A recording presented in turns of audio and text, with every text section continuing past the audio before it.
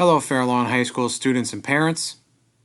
This is Principal Paul Gorski. I'd like to take a little bit of time here to explain our Distance Learning 2.0 plan to begin this school year and demonstrate some ways in which it's going to be different than the remote learning plan that we had last spring. So we were rookies last spring, and we recognized that though we were working very hard at it to provide education in this totally new environment. It was a tremendous challenge, but we know that there were gaps, and we're working to fill those gaps now, and we will be throughout the course of the fall. We also know we're not veterans yet. We have more work to do, but we are committed to providing an enhanced educational experience this fall.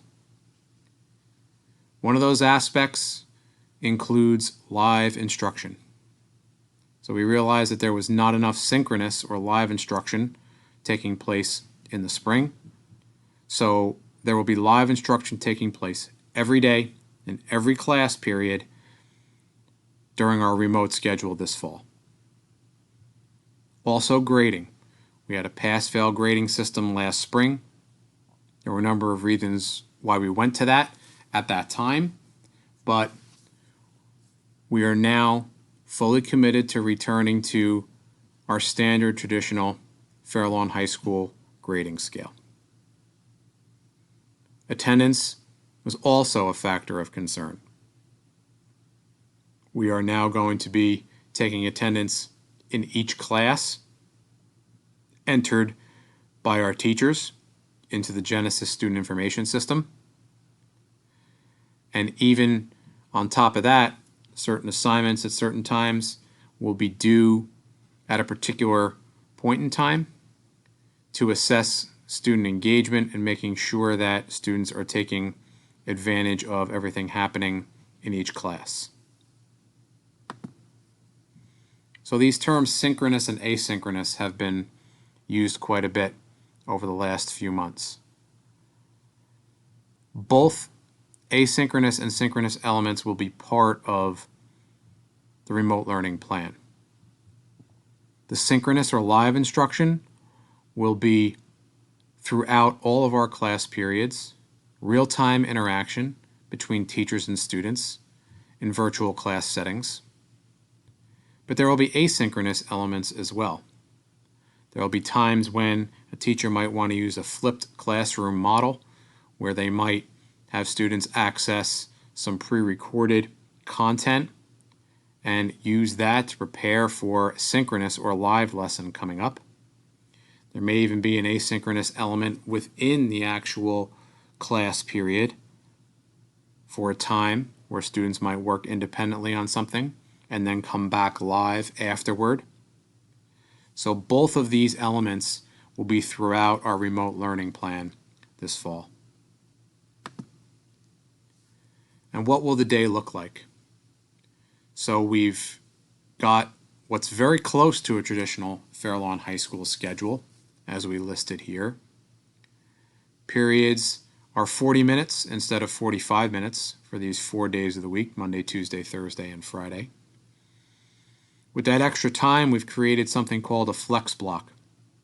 In the middle of the day, between our two lunch periods, this allows for students to meet with counselors, child study team, perhaps engage in college and career programming, maybe a club activity, things which they would not be able to do during the course of their actual class periods, and we wouldn't want to have them miss a lot of those class periods, so that we have this flex block to allow us to do some creative programming in the middle of the day that students can access.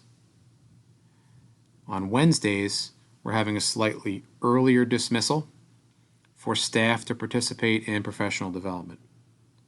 We recognize that they need support to continue to flourish in this remote environment, and that Wednesday early dismissal is going to allow time in the afternoon for staff to engage in that professional development.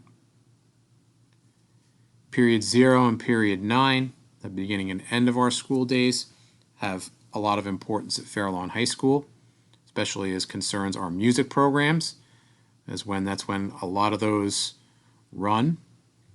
And we're looking to run those also virtually in remote learning. The times are listed here, and we think that that's very important to round out students' educational experience. So every lesson will look different, of course, in remote learning. It will have common elements. One is that attendance being taken period by period in Genesis by teachers. The other is the live or synchronous element to it, teachers doing a check-in and meeting with students every class period. But the actual instruction taking place during each of those class periods will vary from teacher to teacher and from day to day, as it does in our normal traditional classroom. Teachers make decisions each and every day about how best to reach students and how best to teach the topics in their curriculum most effectively. So the schedule that we've come up with for remote learning very closely replicates our traditional Fairlawn High School schedule. When we go back in person later this fall, the schedule is likely to be different because that hybrid, or that part in-person and part distance learning schedule that we're going to have to put into place, is going to have to account for reducing the capacity of our building. That is limiting the number of students that come back at any given time so that we can phase in over time, ultimately to get to our entire student body being back. But we do that in stages so that we can do it safely. Extra help is being offered every day by teachers. It'll also be offered during our flex blocks as well. Attendance, as I mentioned previously, is going to be regularly documented with consequences according to our code of conduct for students not fully participating in their lessons each and every day.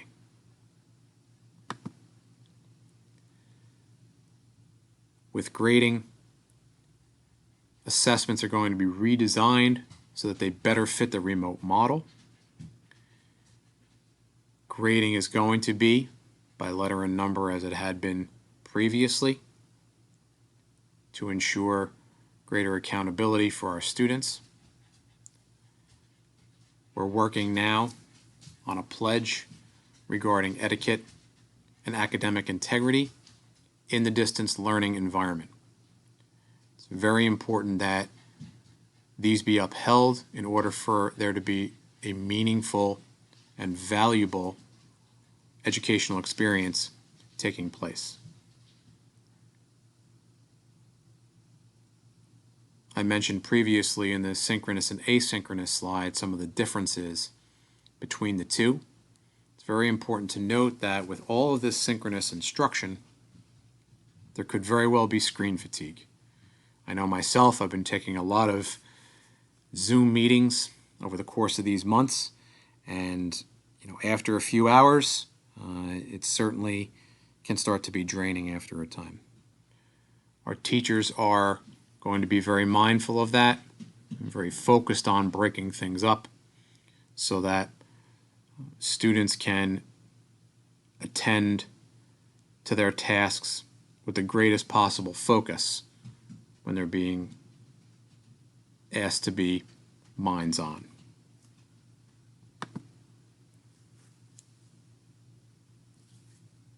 It's of critical importance to us to meet the needs of our special needs students. Our self-contained Bridges students will have their schedules communicated to them directly by their teachers. Our paraprofessionals will be right in the sessions, the class sessions, with our teachers, making sure that students are appropriately supported. Small groups and other type of targeted instruction will take place in the virtual classrooms to ensure that students are receiving all their accommodations in accordance with their program and IEP needs. Therapists will be working with classroom teachers to schedule services and sessions. Our case managers will keep our parents apprised of progress throughout remote learning.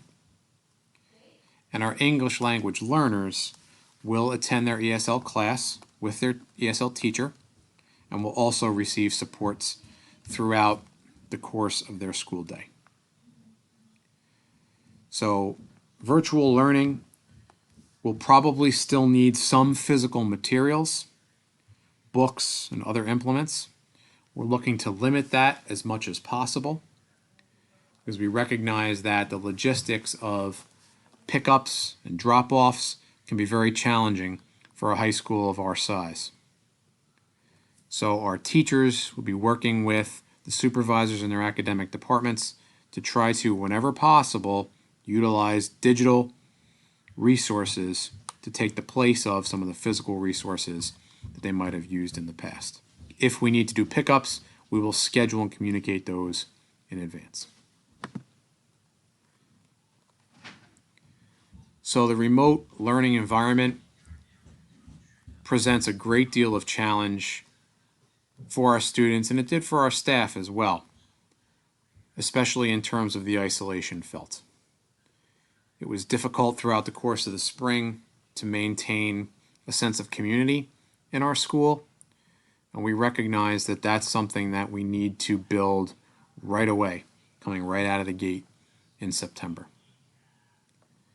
Also, recognizing that there are a great deal of social movements taking place in our country right now. They are engaging students. They are a topic of a lot of forum and discussion, and we want for that to happen in a respectful manner, in an informed manner, and an educationally appropriate manner in our school. Everything in remote learning comes down to technology and the reliability of the connectivity that makes it all work.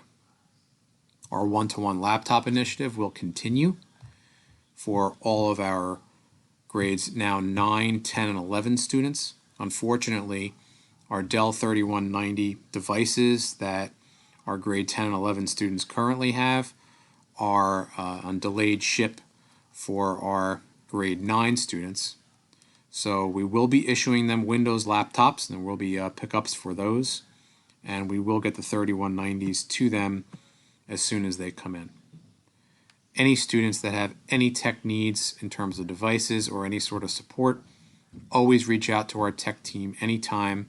Support was really strong throughout the course of the spring, and we expect that moving forward in the fall as well. And our instructional technology coach, Ms. Lubonsky, and our tech support team are also going to provide tutorials for parents, because it's very important that parents feel engaged and equipped to help students in this remote learning environment. As I just mentioned, with parents being engaged, contact is the key. So please stay on top of the assignments that students are doing. Take a look at the Google Classroom pages that are being offered by teachers. Stay in regular contact with our support staff, with our administration, with our teachers. Let's partner in making this a successful experience. Extracurricular activities I wanted to mention are currently happening virtually for the fall season in sports and marching band. We're following all the state guidelines in preparing for in-person activity to start on September 14th. The girls volleyball season was moved to February, and with contests and games hopefully starting in late September and early October. And once we get up and running with the school year, we're also looking to get our clubs and other extracurricular activities up and running as well. So please, once again, reach out to our building administration. If you ever have any questions or concerns, everyone is listed here. Please, please, please reach out. I wish you and your families the very best of health. I look forward to seeing everyone again soon. Take care, everybody.